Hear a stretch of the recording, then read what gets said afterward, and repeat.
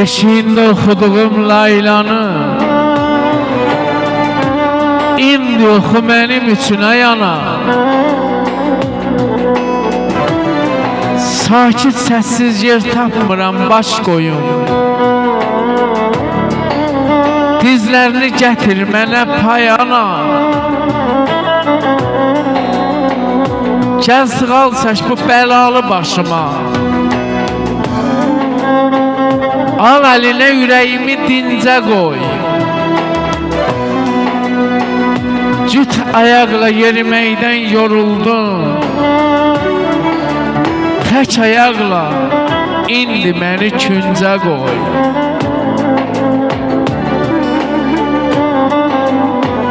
Uşaq vaxtı söylədiyin nağıllar qulağımdan yaddaşıma dağıldı. Yaşadıqca anladım ki bu həyat anaların söylədiyi nağıldır.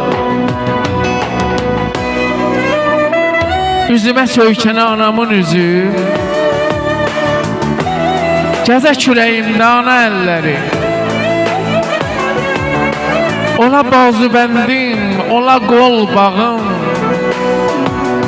dura biləyimdə ana əlləri. Yadımdadır necə süfrə açardı. Güləndə gözlərimdən kədər qaçardı. Min dadlı çörəyin ətrin saçardı.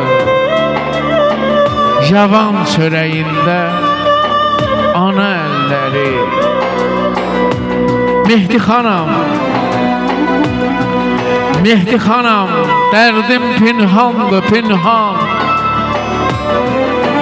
Nə alimlər tapar, nə də ki Loğman.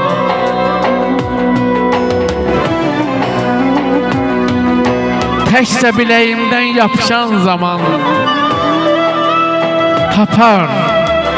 tapar ürəyimdə ana əlləri.